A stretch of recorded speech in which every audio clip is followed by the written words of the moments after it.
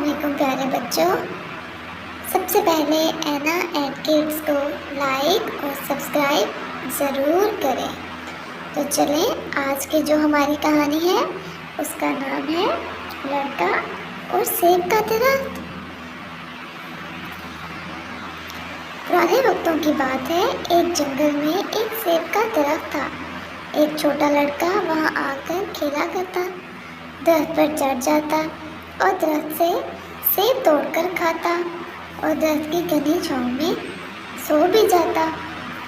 وہ درخت سے بہت پیار کرتا تھا اور درخت کو بھی اس سے بہت پیار تھا اور اسے سکون ملتا. لڑکا آہستہ آہستہ بڑا ہوتا گیا. اب وہ روز درخت کے پاس نہیں آتا تھا. کبھی کبھار آتا، ادھر بیٹھتا اور کھیل بھی لیتا.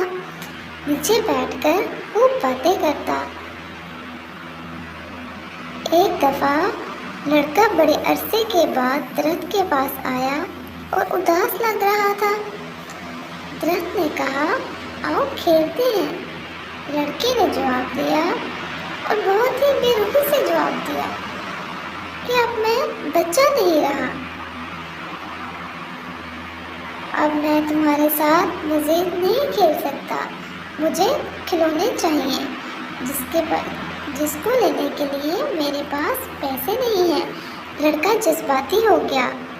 درخت نے کہا، میرے پاس تمہیں دینے کے لیے پیسے تو نہیں ہیں، لیکن تم میرے سارے سیب توڑ کر لے جاؤ اور اسے بیچ کر پیسے لے لینا. ان پیسوں سے پھر تم اپنے لیے کھلونے خریدنا. لڑکا خوشی خوشی سیب توڑنے لگا اور اس نے درخت سے سیب توڑے اور انہیں جا کر بیچنے لگا، جس سے اس کے پاس پیسے آئے اور اس نے کھلونے خریدے. بہت وقت کے بعد لڑکا واپس درخت کے پاس آیا. درخت بہت خوش ہوا اور کہا، آؤ میرے ساتھ کھیلو. درخت کیونکہ بہت خوش تھا، لڑکا بولا، میرے پاس کھیلنے کے لیے وقت نہیں ہے. مجھے اپنے خاندان کے لیے گھر بنانا ہے. کیا تم میری مدد کر سکتے ہو؟ درخت نے کہا، گھر تو میں تمہیں نہیں دے سکتا، نہ ہی میرے پاس گھر ہے. مگر تم ایسا کرو، میری شاخیں کاٹ لو اور اپنا گھر بنا لو. نوجوان بیٹھ کر سوچتا رہا.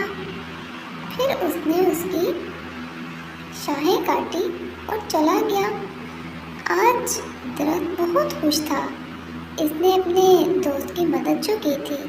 جب کسی کی مدد کرتے ہیں تو دل کو سکون تو ملتا ہے. کافی طویل عرصے تک لڑکا درخت کے پاس نہ آیا، پھر کیونکہ اس کو ضرورت نہیں پڑی. لڑکا پھر واپس اپنے کام میں لگا رہا. تھوڑے عرصے کے بعد لڑکا پھر اداس ہو گیا. گرمیوں کی ایک دوپہر تھی. لڑکا درخت سے ملنے آیا. درخت خوش ہو گیا.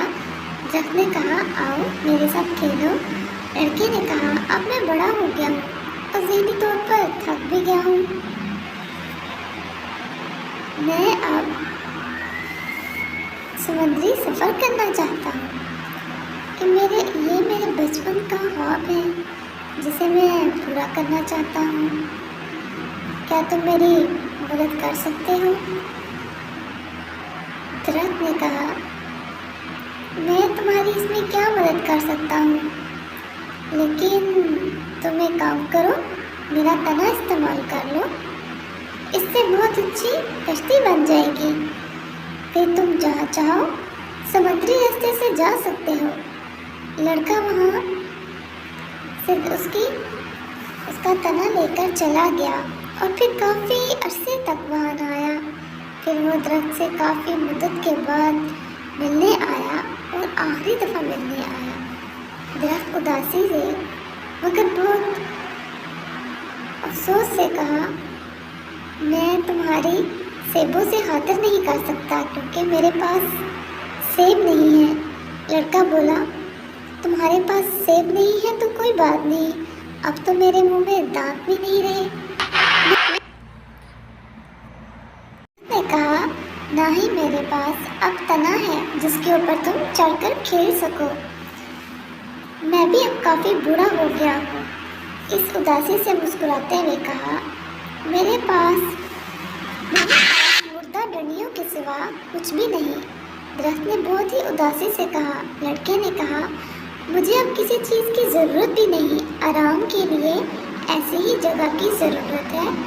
درخت نے کہا شاباش، آ جاؤ میری آغوش میں، اس سے زیادہ آرام دہ جگہ کون سی ہو سکتی ہے؟ مگر جب وہ اکیلا تھا تو مجھ سے دور تھا۔ یہ ہم سب کی کہانی ہے۔ جب ہم چھوٹے ہوتے ہیں تو اپنے والدین کے ساتھ خوب کھیلتے ہیں، مگر جب وہ بڑے ہو جاتے ہیں تو اس وقت ان کے پاس ہم تبھی جاتے ہیں جب ہمیں ان کی ضرورت ہوتی ہے۔ والدین ہمیشہ اپنی اولاد کے کام آتے ہیں اور اپنی اولاد کی مدد کے لیے تیار رہتے ہیں۔